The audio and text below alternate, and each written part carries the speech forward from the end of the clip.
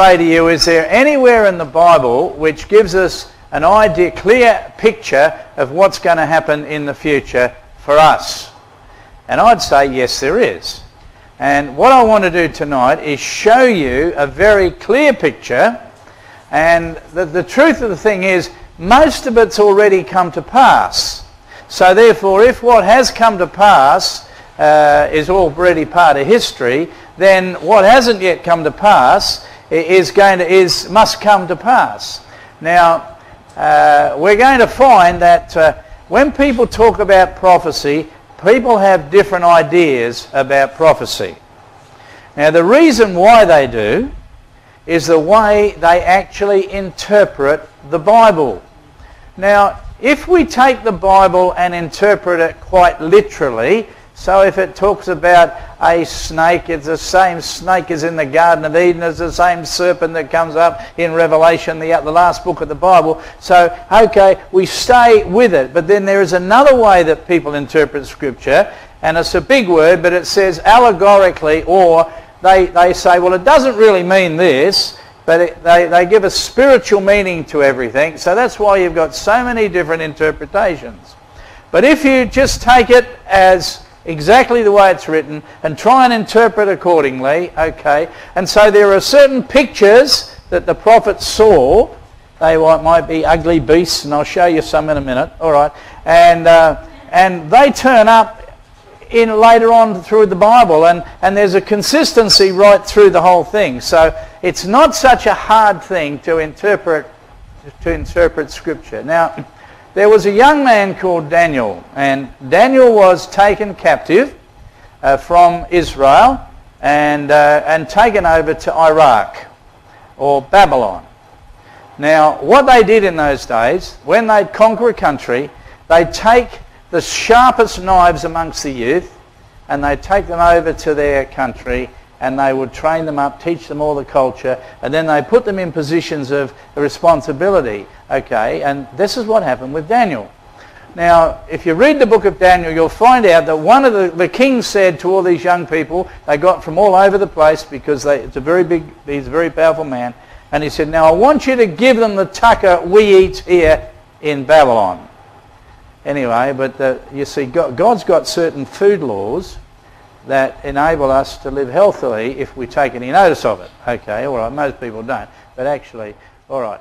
And so Daniel said, no, I don't want to eat that tucker. I want to eat the food that I'm used to. Anyway, the guy that was in charge of it said, look, they'll cut my head off, mate. You better eat the stuff. And he said, look, I'll tell you what, look, let's do a test. Look, for 10 days, I'll eat the tucker that I have, which is, whatever, lentils and all of that, and let the others eat, all the good stuff and the wine and all that. And at the end of 10 days, if we're looking emancipated and terrible, okay, well, we'll have to do what you say. But the reverse, of course, happened. When 10 days, they had a look at the young people, and here they are, all these young teenagers, or just about, getting up there, and here they are, fit as trouts, looking good, and the rest of the mob looks pasty and sort of worn out, So okay, they decided, righto, you stick to your food. Okay. Well then, okay, now, the king, a fellow called Nebuchadnezzar, what was his name? That's the one, Nebuchadnezzar. Now, in those days, the top kings, God used to sometimes speak to them in a dream. And this king, he had a dream. And I'm talking to you now from Daniel 2, so check up on me afterwards, Daniel 2, all right? And this king, he had a dream. And he was so disturbed by it that he woke up and he was shaking and he couldn't get back to sleep. And so he called all his magicians and all those sort of people that interpret dreams and called them in and said, hey, I've had a dream. Tell me what it is and what it means. They said, I beg yours? Tell me what it is, what's the dream, and what it means. Oh, Your Highness, nobody can do that. I mean, you tell us what the dream is and we'll give you the interpretation. He said, you're trying to trick me. I'll tell you what. You tell me what the dream is and then I'll know that your interpretation's right. See? Anyway, they tried to stall and eventually he got quite angry and he said, cut the heads off them all. And well, look out, it was really on for young and old. But Daniel, you see, he was he was one of them by this time as well now. So Daniel and his three mates. And so what happened was the guys came round to kill all these young people then. And he said, hey, what's the big hurry? Give me some time. I want to go and pray and fast, and I believe God will show me what it is. Look, please ask the king, what's the big rush? Okay, you got 3 days. I don't know whether that's in there. Check that one out, whether you got 3 days or not. You want to check that. It's in Daniel 2. Okay, so Daniel went away, and he prayed. And guess what? God gave him the dream, and he also gave him the interpretation of the dream. All right. Now, okay, we've got this. Okay, so what I'll do, I'll read a little bit out of the scriptures just so that you'll know that we're actually talking about the... okay. And I'm looking at Daniel chapter 2. Now here we're going to have a picture of a time frame from 600 years before Christ right up until possibly the day and age in which we're living. And possibly the people sitting here in this hall tonight will see the end of this thing. Okay. I don't know. We don't set dates or anything like that. But, okay.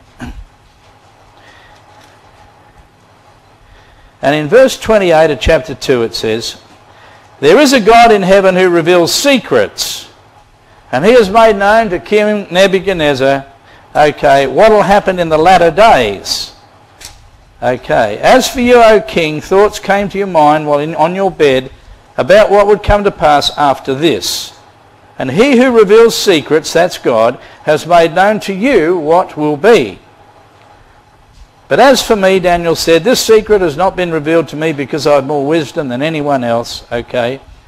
You, O king, 31, you, O king, were watching, and behold, a great image.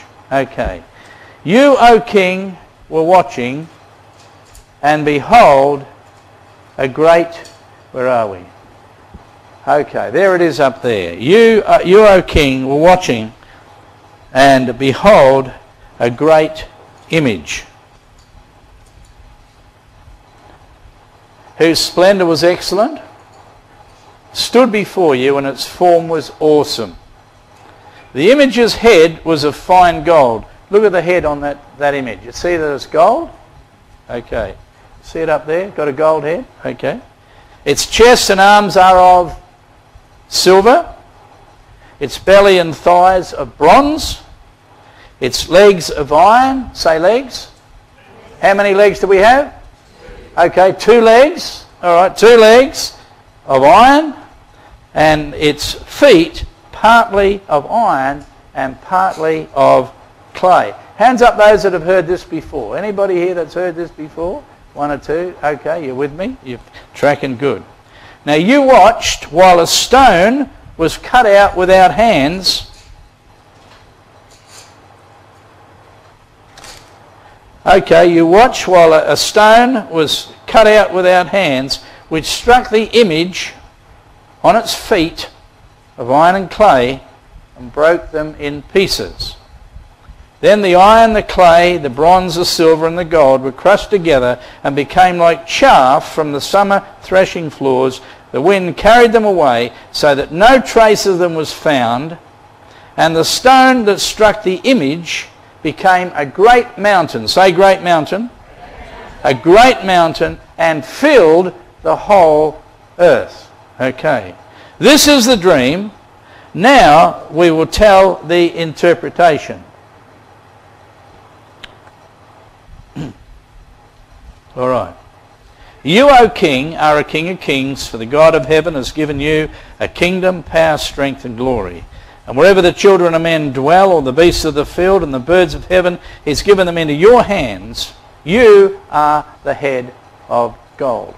So Nebuchadnezzar was living in Iraq at that time. It was called Babylon, and he was heading up what is called the Babylonian Empire. And okay, get on in Carter when you get home and check up on the Babylonian Empire, and you'll find that it's all recorded there. Around about 600. What does it say on that thing there? It's a head of gold. BC 6, about 685 to about 587 or something like that. Okay.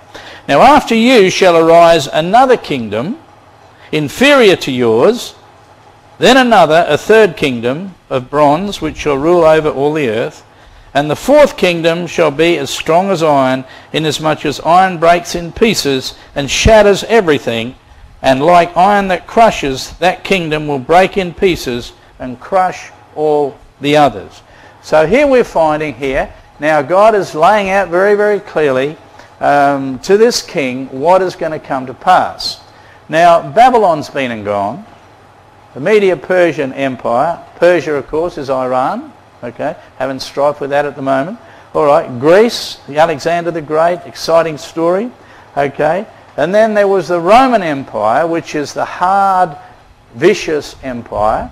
And notice the two legs, it broke into two divisions, okay, and that's come and that's, well, it hasn't gone.